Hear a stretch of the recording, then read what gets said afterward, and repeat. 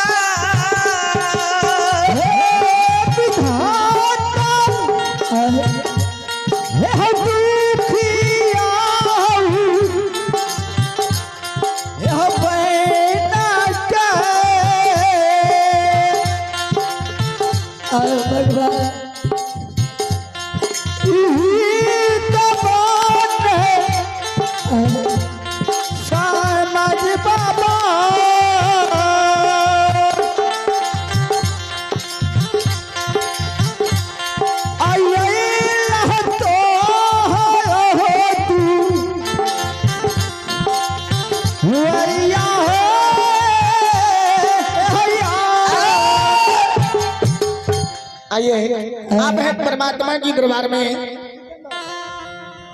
सिकंदर शाह की सुपुत्री रूपाली कुमारी की ओर से परमात्मा की दरबार में बड़ी उदार दिल से शानदार है 21 रुपए की दान आए हैं। जय हो दानी श्रद्धालु की जय हो उनकर समस्त परिवार की जय।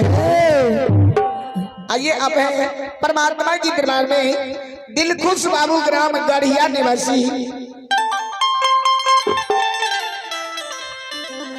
दिलखुश बाबू ग्राम गढ़िया निवासी श्रद्धालु की ओर से परमात्मा की दरबार में बड़ी उदार दिल से राजा रानी को भीख स्वरूप शानदार 51 रुपए की दान आए हैं।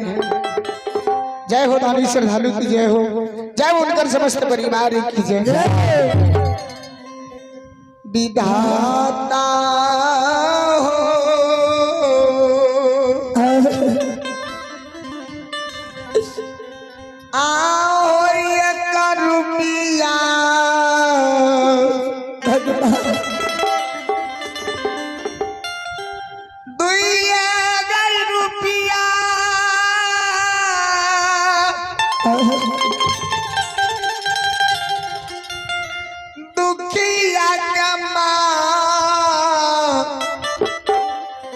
दादा है कारिया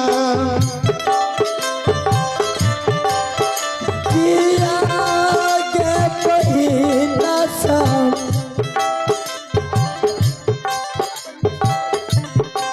करिया पहिना सब दुखिया के मादा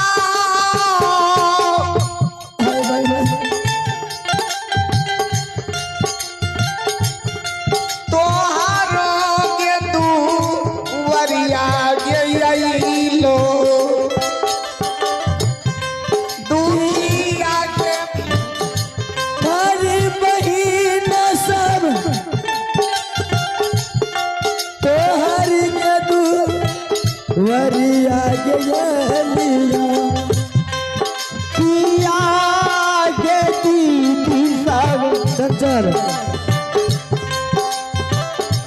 दरिया दीदी सब दुखिया गे माता कने गे जी किया गे दीदी सब लगे तो सबके दुआगे जी आगे एक रुपया एक पैसा एक रुपया एक पैसा दुखिया के माँ दाता के कारी है आगे दुखिया के माँ दाता के कारी है।